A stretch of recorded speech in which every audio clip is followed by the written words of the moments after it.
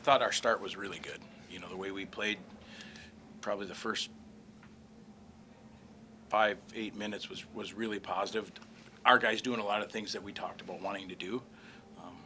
Obviously, there's going to be ebbs and flows and stretches where one team does one thing and another team adjusts and things like that. But I thought our start was really, really positive.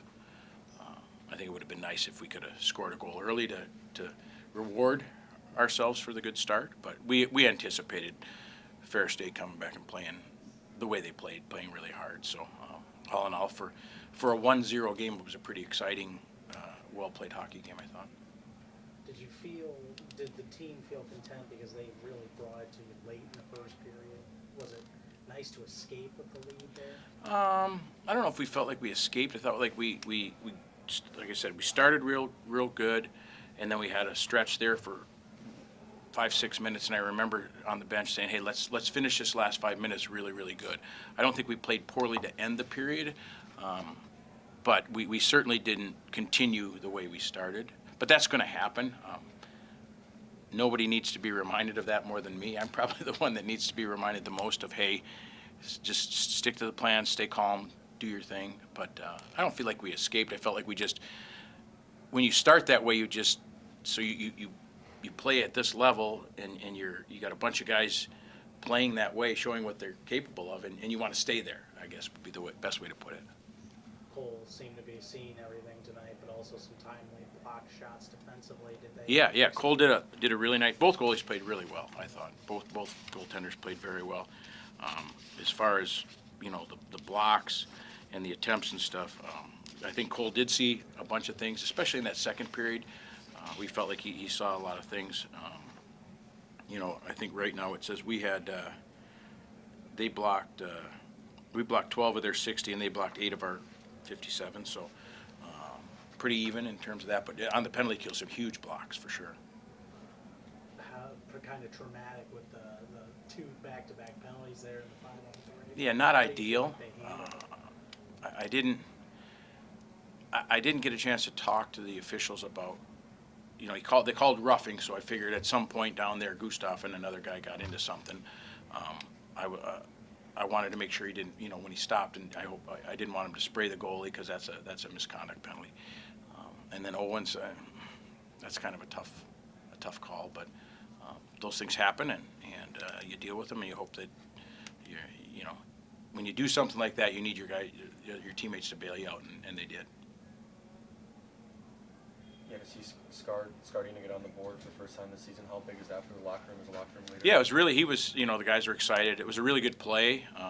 He turned it up and kept his feet moving, and so those were some things. And they had some real good shifts that period, so it was nice to see them get rewarded because they could have scored a couple. They had a couple other really good opportunities.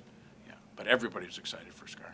Yeah, Fair State, very physical team. Was the game plan to out-physical them, or just kind of something? We knew it would be a close game. We've talked about this, seems like after every time we sit here. We know what our league's like, and we know how the games are, and we knew tonight would be a very, very close, hotly contested, contentious, physical game, and that's what it was.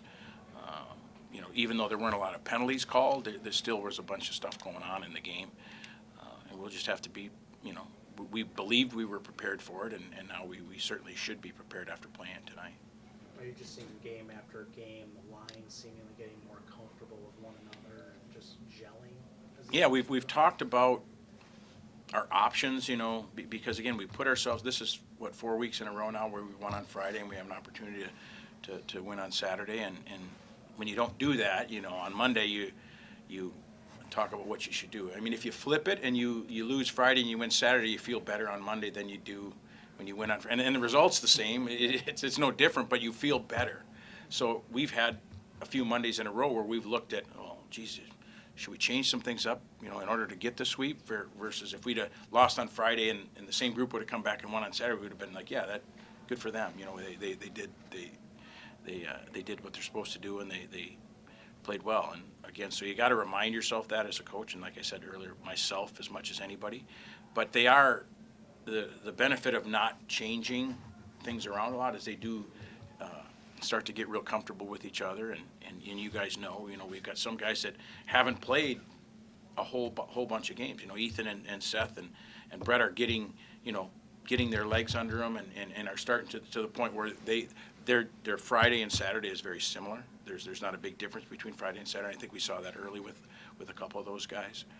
And then, our goal is to roll 4 lines. We want them all to play, and everybody's involved in one of the special teams or the other. And if you look at when we look at our analytics, I think you're going to see, if you go back to last weekend, I think our forward that played the most minutes played 18 or 19 minutes or something like that, and our forward that played the least played 13 or 14. So we don't have anybody playing 5 or 6 minutes. We have, that's our goal, to get everybody in there and get everybody going. So when you can do that, I think it makes you certainly a deeper team and a more dangerous team.